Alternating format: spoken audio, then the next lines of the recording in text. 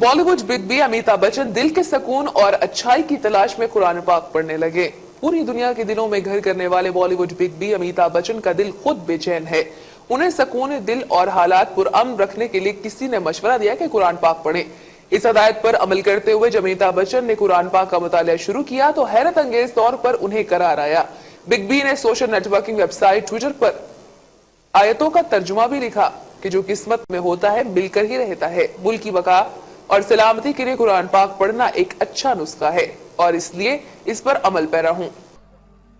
अक्सर लोग जब पूछते हैं कि हम कैसे माने कि कुरान खुदा का कलाम है, मैं हमेशा कहता हूं अगर कोई भी किताब कोई भी कलाम को यह साबित करना है कि वो खुदा की तरफ से, ईश्वर की तरफ से, अल्लाह की तरफ से, उसके लिए फर्ज है कि वो ये साबित करे कि वो किताब हर दौर में अपने आप को साबित करता है। मिसाल के तौर पे हजारों साल पहले दौर था मौजिजा का और अल्हम्दुलिल्लाह कुरान मौजिजा का मौजिजा है। उसके बाद जब कुरान नाजिल हुई वो दौर था लिटरेचर और पोइट्री का, लिटरेचर और पोइट्री का दौर था। अल्हम्दुलिल्लाह आप कोई भी अरबी माहिर से पूछो, चाहे वो मुस्लिम हो या गैर मुस्लिम हो, कि आज वो तस्लीम करता है कि सबसे बेहतरीन अरबी जबान में किताब है वो है कुरान मजीद। लेकिन आज अगर कोई मजहबी किताब ये कहता है कि दुनिया चपटी है, बहुत अच्छे अंदाज में दुनिया चपटी है, क्या आप मानेंगे? आप मानेंगे भाई साहब? नहीं मान, क्योंकि आज लिटरेचर और पोइट्री का दौर नहीं है, आज दौर है साइंस और टेक्नोलॉजी का। तो हमें साइंस और टेक्नोलॉजी के जरिए देखना पड़ेगा कि कुरान खुदा का कलाम है। इसके जरिए जो लोग नहीं मानते कि कुरान खुदा का कलाम है, आज साइंस ये कहती है हमारी कायनात वजूद में कैसे आई। कुछ 40 या 50 साल पहले कुछ साइंसदान को नोबेल प्राइज मिला था ये डिस्कवर करने के लिए कि हमारी कायनात वजूद में कैसे आए, और उसे कहते थे बिग बैंग, एक बड़ा धमाका। और साइंस आज ये कहती है कि हमारी कायनात एक प्राइमरी नेबुला थी, उसके बाद एक धमाका हुआ, सेकेंडरी सेपरेशन, उसके बाद वजूद में आया गैलेक्सी, सितारे, सूरज, चांद और ये धरती जिस पे हम रह रहे हैं। तो मैं पूछूंगा ये कब आपको पता चला, तो वो कहेंगे 40 साल पहले, 50 साल पहले। ये चीज जो आपको 40 साल 50 साल पहले पता लगी, इसका जिक्र कुरान मजीद में है 1400 साल पहले, सूरह अंबिया सूरा नंबर 21 आयत नंबर 33 में, जहां लिखा है, क्या लिखा, अवलम यरल लज़ीना कफरू, क्या वो काफिर नहीं जानते, अन्ना समावाति वल अर्द कानत रत्कन फतकनाहुमा, कि हमारी कायनात एक थी और अल्लाह ने उसे जुदा किया, फतकनाहुमा। तो ये जो बिग बैंग आज के साइंसदान को पता लगी 40-50 साल पहले, ये कुरान मजीद में 1400 साल पहले लिखा गया है। इसे कौन लिख सकता है?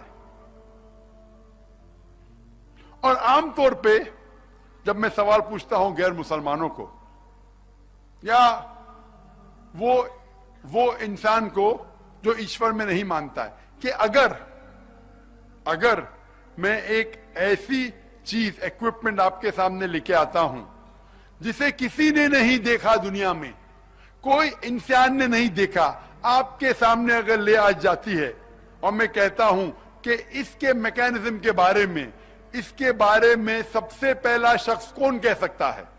अगर एक इक्विपमेंट है, एक नया इक्विपमेंट है, एक कंप्यूटर है जिसे दुनिया में किसी ने नहीं देखा, कोई भी इंसान ने नहीं देखा, इसे सबसे पहला कौन सा शख्स है जो इसके बारे में कह सकता है? खुदा।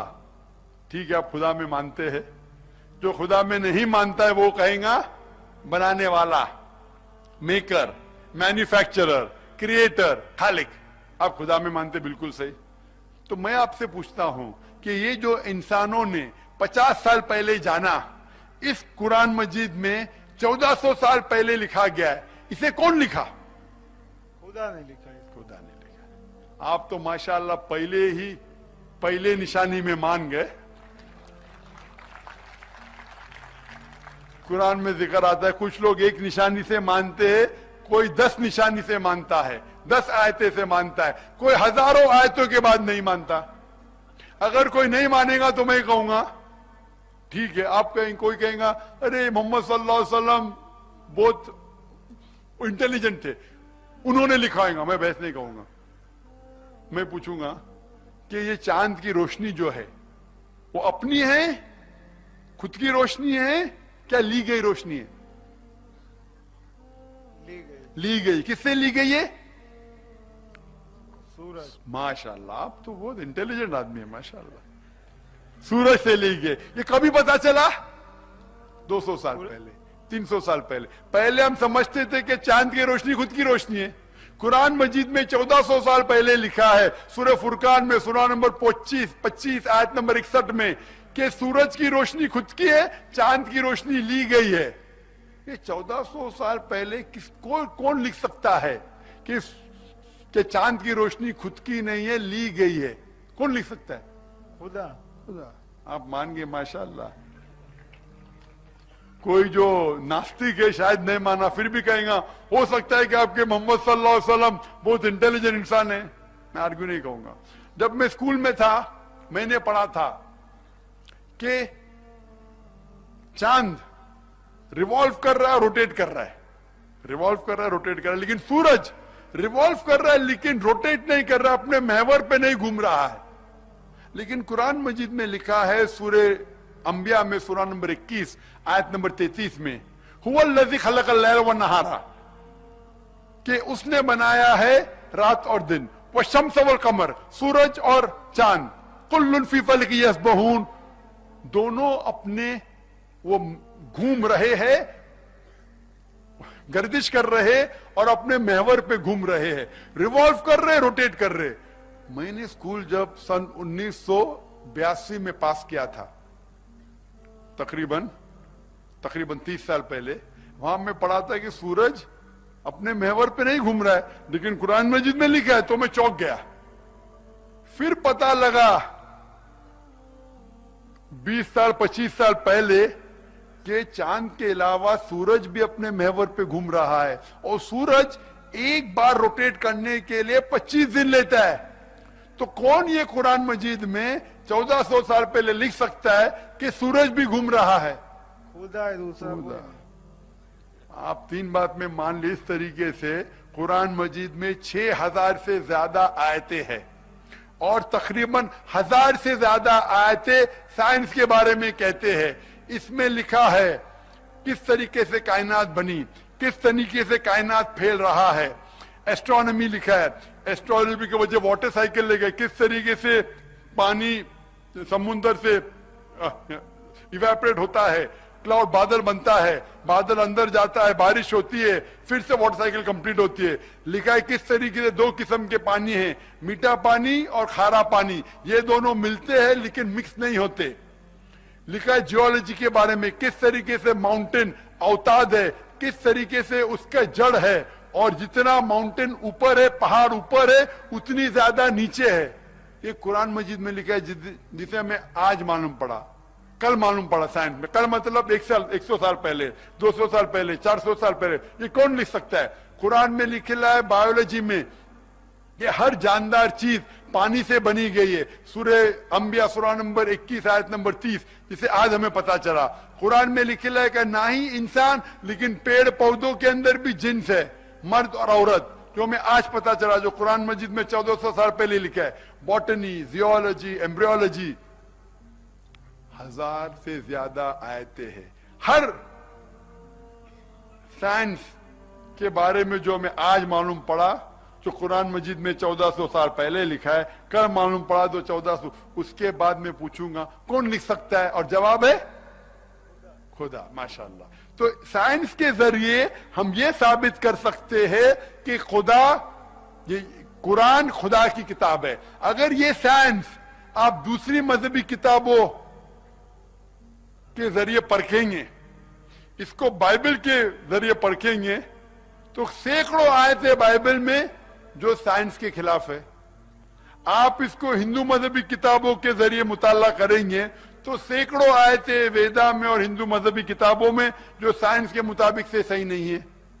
بدھ مذہب کی کتاب لیں گے تو غلطیاں پائیں گے۔ میں یہ نہیں کہتا ہوں کہ سائنس کے ذریعے میں قرآن کو ثابت کر رہا ہوں۔ ہم مسلمانوں کے لیے قرآن اور اونچا ہے، لیکن غیر مسلمانوں کے لیے، ناستک کے لیے سائنس نمبر 1 ہے۔ تو میں آپ کے نمبر 1 کو لیتا ہوں، میرے نمبر 1 کو لیتا ہوں اور ثابت کرتا ہوں کہ قرآن اس سے کئی درجے اونچا ہے۔ تو اس کے ذریعے ہم یہ ثابت کر سکتے ہیں کہ قرآن ماشاء اللہ خدا کی کتاب ہے، ایشور کی کتاب ہے، اللہ کی کتاب ہے۔ اور آج کی تحقیق کہتی ہے کہ جتنے بھی آیتیں ہیں، ایک بھی آیت اسٹیبلش سائنس کے خلاف نہیں ہے۔ تو اس کے ذریعے آپ ثابت کر سکتے ہیں کہ قرآن خدا کا کتاب ہے اور صحیح کتاب ہے اور اس میں کوئی غلطیاں نہیں۔ جتنے باقی مذہبی کتاب جو خدا کی طرف سے آئے ان میں تبدیلی ہو چکی ہے۔ یہ میں نے کہتا ہوں، مذہب کے ٹھیکیدار کہتے ہیں، پنڈت کہتے ہیں، پریسٹ کہتے ہیں کہ جتنی باقی مذہبی کتاب ہے، چاہے عیسائی مذہب کی ہو، ہندو مذہب کی ہو، اس میں تبدیلی ہو چکی ہے۔ آپ جانتے ہیں مہابھارت پہلے جب ذکر مہابھارت کو کہا گیا تھا، ارجن کے پوتے نے کہا، اس میں 8000 شلوکا تھے۔ کتنے؟ 8000 شلوکا۔ پھر جب سے ایک جن نے سنا، دوسرے کو کہا، دوسرے نے تیسرے کو کہا، صدیوں بعد آنے لگے، پھر مہابھارت ہو گیا 24000 شلوکا۔ آج ہے 1,00,000 شلوکا۔ اب ٹی وی پہ دیکھیں گے رامانند ساگا کا مہابھارت، اس میں دیکھتے ماروتی بھی پیچھے جاتی ہے۔ وہ لیٹسٹ تبدیلی ہے۔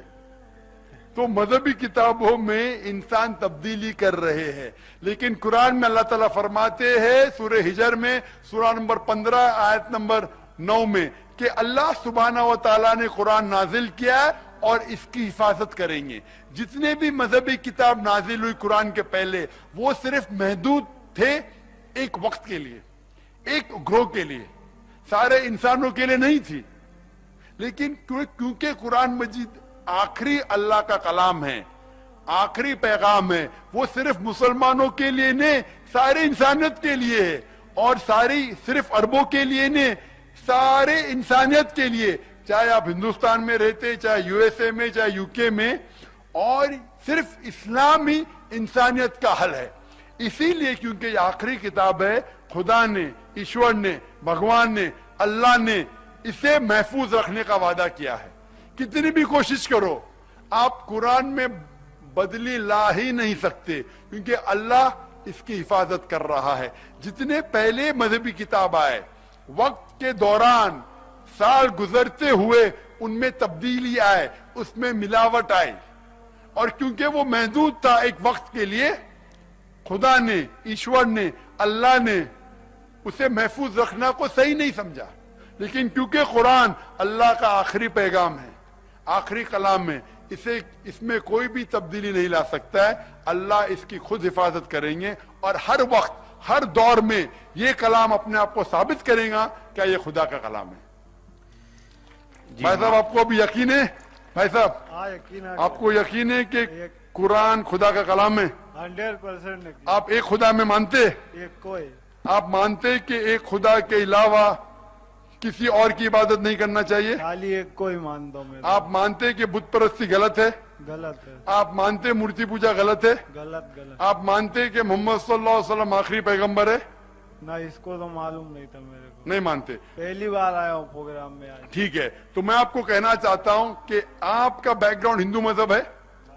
ٹھیک ہے، آپ جب پڑھیں گے، ہندو مذہب کا مطالعہ کریں گے، تو اس میں لکھا ہے بھوشیہ پرانا میں، پرو 3 کھنڈ 3 ادھیت 3، پرو 3 کھنڈ 3 ادھیت 3 شلوکا 10 سے لے کے 27 میں، اس میں لکھا ہے کہ ایک मलेशिया आएगा, मलेशिया मतलब फॉरेनर, वो आएगा, उसका नाम रहेगा मोहम्मद सल्लल्लाहु अलैहि वसल्लम, और वो सच्चे दीन का प्रचार करेगा।